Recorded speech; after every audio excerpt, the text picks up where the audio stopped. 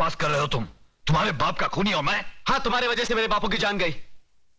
बापू ने मुझे जो कुछ भी बताया था वो कानून के सामने तुम्हें गुनहगार साबित करने के लिए भले काफी ना हो, लेकिन मेरी आंखें खोलने के लिए काफी है। आज से वो सारे रिश्ते खत्म हो गए जो पैसे की लालच में तुमने हमसे जोड़े थे। ठहरो तुम।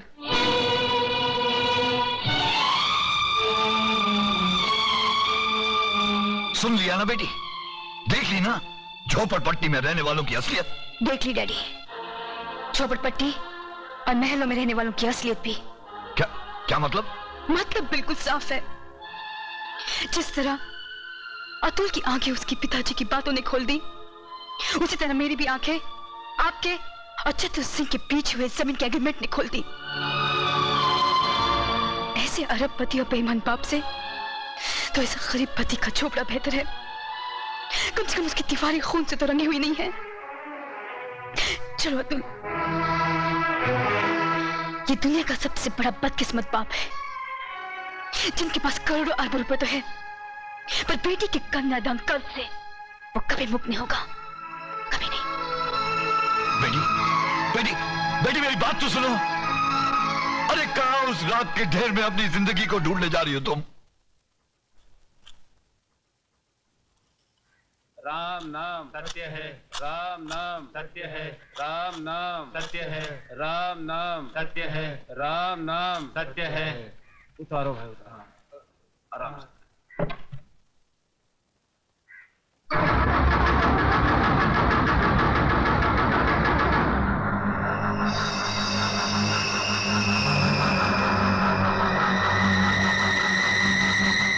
प्रताप, क्या है?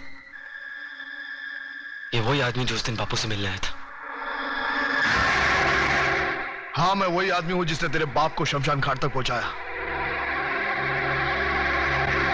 अब तुम दोनों की बारी है, क्योंकि चतुर सिंह ने एक कसम खाई है कि तुम दोनों की चिता की राख से वो तिलक लगाकर ही भोजन करेंगे। ये रही तुम्हारी चिता। फिर देर किस बात की है? चलो बड़े बेटे से ही शुरुआत करो।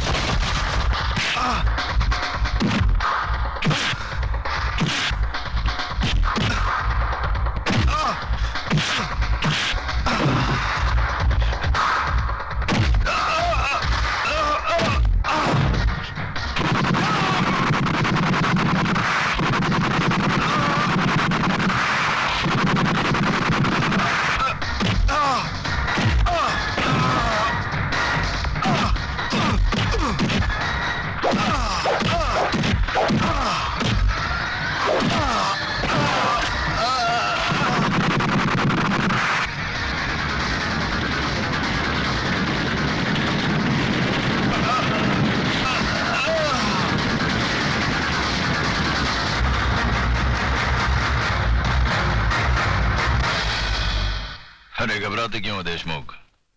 अब तक तो जलकर राख बन चुका होगा। अरे तुम लोगों को अपने दोस्तों पर भरोसा ही नहीं है। बस बस अब ये भाषण बंद करो, हमारे कान के पर्दे फट रहे हैं। बस बंद कर।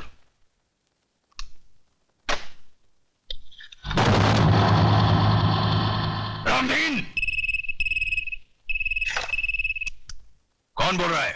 चिल्ला मत और मेरी बात अच्छी तरह से अपने भेजे में उतार ले। तूने मेरी राख मंगवाई थी टीका लगाने के लिए, मैंने तेरे भड़वों की राख भेजी है, पूरे बदन को लगा ले। ठंडा कर अपना भेजा, ठंडा कर।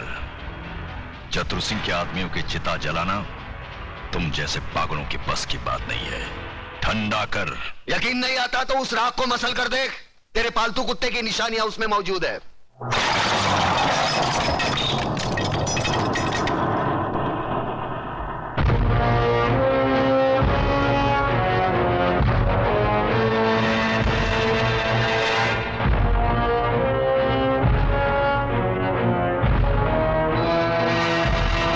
अबे हराम के, तूने जलती हुई आग में हाथ डाला है।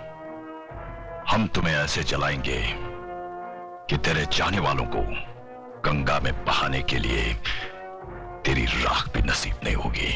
अरे मुझे जलाने की बात छोड़, मैं तो तुझे ऐसी मौत मारूंगा ना तो तुझे जमीन नसीब होगी ना आसमां। अतुल भाई गजब हो गया। अतुल भाई गजब हो अतुल गया। भाई बाहर आकर देखो तो सही। क्या हुआ कल्याण जी भाई? अरे क्या हुआ? क्या नोटिस लग गई? 24 घंटे में बस्ती खाली करनी पड़ेगी। बस्ती किसी की बाप की जागीर है कि खाली करनी पड़ेगी? खाली तो करनी पड़ेगी भाईजान, क्योंकि अब इस बस्ती का मालिक चतुर सिंह है। लक्ष्मीदास जी ने बस्ती बेच दी और नोटिस पढ़कर हम लोग आए हैं। अरे बाहर में क्या वो नोटिस और बाहर में क्या चतुर सिंह? मैं भी नोटिस फाड़ के चतुर सिंह की तो। नहीं अतुल, तुम ऐसा नहीं करोगे, इससे हमारा केस बिगड़ जाएगा। उन लोगों ने अगर कानूनी तौर पर बस्ती हटाने की कोशिश की है तो हम भी कानून का सहारा लेंगे। चलो मेरे साथ। कानून हर किसी के लिए बना है, लेकिन अदालत की नजर में जो गैर कानूनी है उसके लिए एक जज की हैसियत से मैं कुछ नहीं कर सकता। ये स्टे ऑर्डर नामुमकिन है। मगर जज साहब, अगर मेरे पिताजी ने चतुर सिंह को जमीन बेची होती तो कम से कम मुझे मालूम तो होता, उसके कागजात होते मेरे पास। जज साहब, जिस तरह आपने 24 घंटे में कानूनी तौर पर हजारों लोगों को बेघर करने का नोटिस जारी कर दिया, उसी तरह उसे रोकने का भी तो कोई कानून होगा। मिस मेघा, सलाह के लिए वकील होते हैं, जज नहीं। जज का काम है सिर्फ फैसला सुनाना। जानती हूँ जज साहब, अच्छी तरह जानती हूँ कि इस बार भी आपने पैसे खाकर बड़े होशियारी से शुक्रवार की शाम को यह फैसला सुना दिया। आज सैटरडे है, कल संडे और परसों नवरात्रि की छुट्टी। लेकिन इतना याद रखना जज साहब, ये जो गरीबों की बद्दुआएं और चीखें हैं ना, ये जाया नहीं जाती। और जब ऊपर वाला अपना फैसला सुनाएगा तुम भी बच नहीं पाओगे। चतुर सिंह, ऊपर वाले के हाथ से तू बचे ना बचे, लेकिन मेरे हाथ से तेरे को कोई नहीं बचा सकता। अगर एक बाप की औलाद है तो एक बार मेरे सामने आकर दिखा। तू भौंकता बहुत है आराम के, और भौंकने वाले कुत्ते हमें पसंद नहीं। दादा का खून हो गया। किसने किया खून?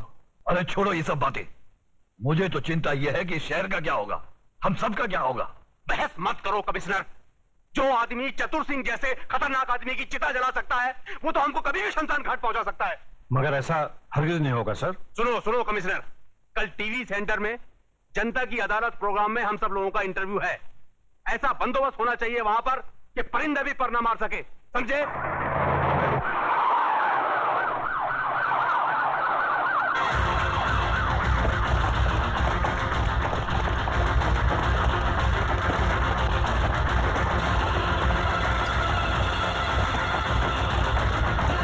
कादर, तो इधर है ना? Yes sir. पांडु, जरा पीछे रहे।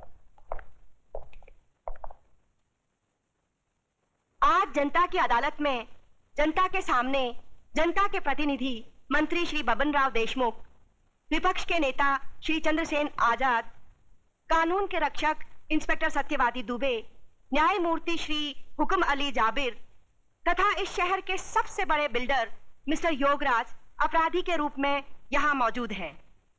इन सब पर यह आरोप लगाया गया है कि शहर में जो हाल ही में दंगे फसाद हुए हैं, जो हत्याएं हुई थी, वो सब इनकी मिलीभगत थी। क्या ये सच है देशमुख जी? लोग आजकल राजनीति को, कानून को और पुलिस को गांधी जी के 3 बंदर कहते हैं। वो बंदर जिनके सामने सब कुछ होते हुए भी न कुछ सुनते हैं, न देखते हैं और न कुछ कहते हैं। देखिए साहब, हमारे यहाँ लोकशाही है और लोकशाही में हर किसी को कुछ भी पूछने का और कहने का पूरा अधिकार होता है। मैं आपकी इस बात से बिल्कुल सहमत नहीं हूं। अगर ऐसा होता तो दूसरे राज्यों की तुलना में हमारे राज्य में चारों ओर इतनी शांति कभी नहीं होती। अगर चारों ओर शांति होती तो पिछले दिनों हमारे शहर में जो दंगे हुए वो क्यों होते? साहब, ये सब विदेशी ताकतों का हाथ है, क्या करें। देखिए मंत्री जी, जब भी देश में कोई विपत्ति आती है तो हर मंत्री का आप ही जैसा जवाब होता है कि इसमें विदेशी ताकत का हाथ है। अब पिछले दिनों जो भूकंप हुआ था, कि इसमें भी विदेशी ताकत का हाथ था? Order order, please maintain the silence. पर लोग तो कहते हैं कि इस विपत्ति में आपके साथ विपक्ष के नेता चंद्रसेन जी का भी हाथ था और पांव भी था। जी, ये सब बकवास है, इसको हम नहीं मानता है। अरे हमारा पक्ष का सिद्धांत अलग है, इसका पक्ष का सिद्धांत अलग है। हम लोग अलग अलग दल में रह के एक काम कैसा कर सकता है? ये सब गुंडा लोग का काम है, बात करता है। चंद्रसेन जी बिल्कुल ठीक कह रहे हैं, ये तो पुलिस को बिना मतलब बदनाम किया जा रहा है। नहीं, ये तो आप कहते हैं, पर लोग तो कहते हैं कि जब दंगे भड़के तब दंगे वाली किसी भी जगह पर पुलिस सही वक्त पर नहीं पहुंची थी। अरे यही तो अपनी पुलिस की असली निशानी है, जब सब कुछ खत्म हो जाता है उसके बाद पुलिस आती है।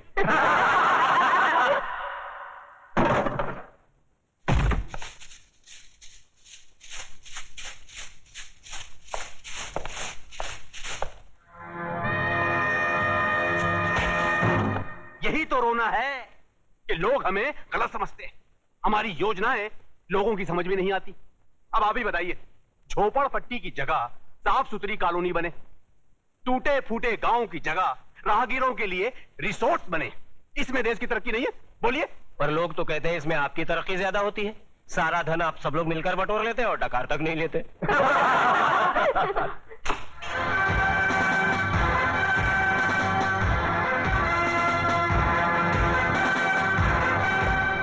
नेताजी और पुलिस वाले ने तो अपनी सफाई पेश कर दी। अब जज साहब, आप और योगराज जी अपनी सफाई में कुछ पेश करना चाहेंगे? ऐसे मामलों में लोग अगर कानून के रखवालों पर शक करने लगे तो फिर सफाई में कुछ कहना क्या? देखिए, हम ठहरे व्यापारी लोग, हम अपने धंधे में गुंडों का साथ नहीं लेते। गुंडों का साथ आजकल कौन नहीं लेता योगराज जी? अब तो माफिया वाले भी राजनीति में उतर आए हैं और आजकल नेता लोग भी अपने क्रिमिनल रिकॉर्ड की बुनियाद पर ही चुने जाते हैं। क्यों देशमुख जी, आप तो नेता बनने से पहले दमन से चांदी की स्मगलिंग क्या करते थे? देखिए देखिए, ये मुझ पर झूठा बेकार का इल्जाम लगाया गया है। नहीं नहीं, आप स्मगलिंग करते थे या नहीं करते थे, बस।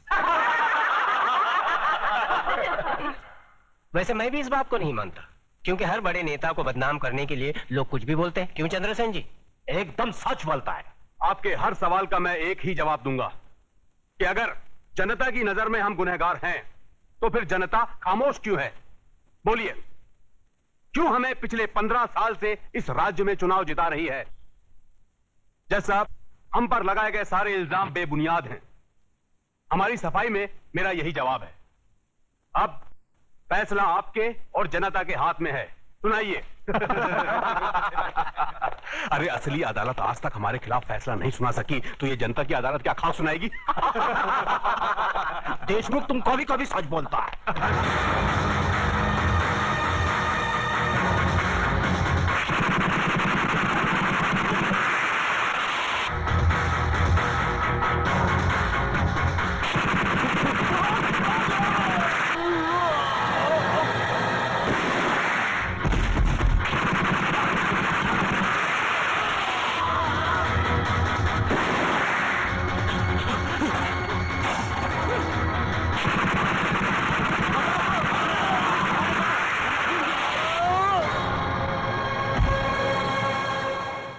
तुम्हें अपनी सफाई में कुछ कहना है? क्या कहना? जो करना था कर दिया, जो किया वो सोच समझ कर किया। अब कहना आपको है। फैसला सुना दीजिए, मुझे मंजूर है।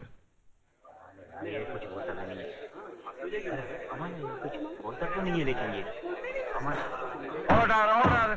आज न्यायमूर्ति श्री विश्वनाथ सिंह ने अदालत में मंत्री श्री बबन राव देशमुख, विपक्ष के नेता श्री चंद्रसेन आजाद, न्यायमूर्ति श्री हुकम अली जाबिर, इंस्पेक्टर सत्यवादी दुबे, प्रख्यात बिल्डर योगराज और कुख्यात सरगना चतुर सिंह चिता के कातिल प्रताप नारायण तिलक को फांसी की सजा सुनाई।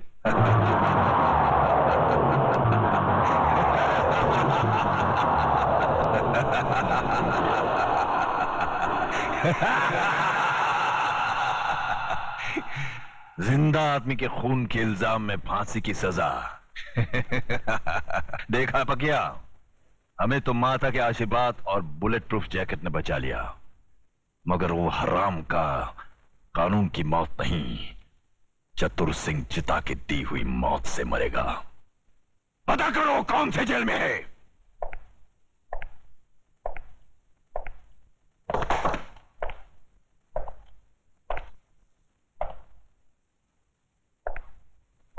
प्रताप, तुम्हारी फांसी का दिन मुकर्रर हो गया है। अगर कोई आखिरी ख्वाहिश है तो बता दो, वो भी पूरी कर दी जाएगी।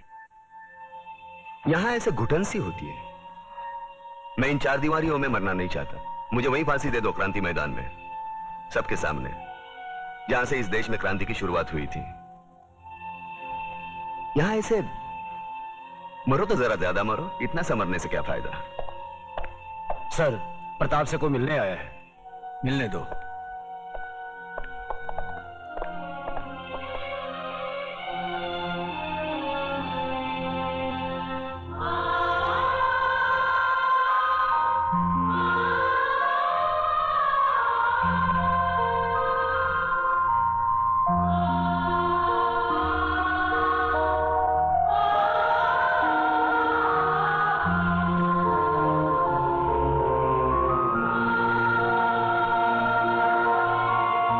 माँ,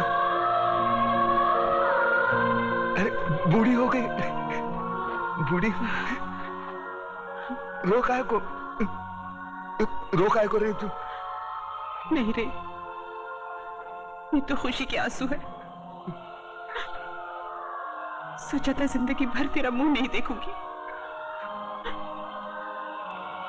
लेकिन तेरे बारे में अखबार में पढ़ा तो रहा नहीं गया मुझसे, और मैं चली आई अपने बेटे के पास। कैसा है रे तू? बेटा, आज तूने तिलक खानदान के नाम पर सचमुच यश का तिलक लगा दिया। मैं खुश हूँ, बहुत खुश हूँ। अब तो भगवान से यही प्रार्थना करूंगी कि तुझे जन्मों जन्म मेरा ही बेटा बना के नहीं माँ, अगले जन्म में किसी मंदिर या मस्जिद की ईंट बनकर जिंदगी भर वहां रोता रहूंगा। इस जिंदगी का रोना मेरा बाकी है।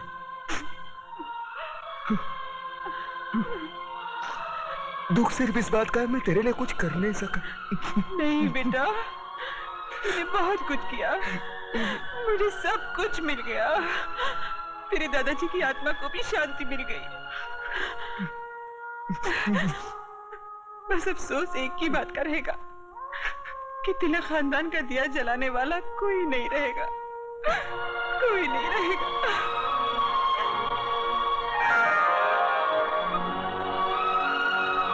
ये देख, अपनी बहू के लिए रखे थे,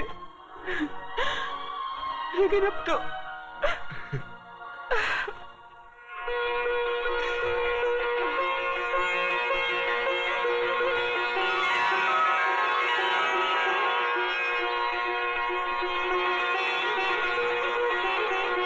माँ, ये कलम वाली बाई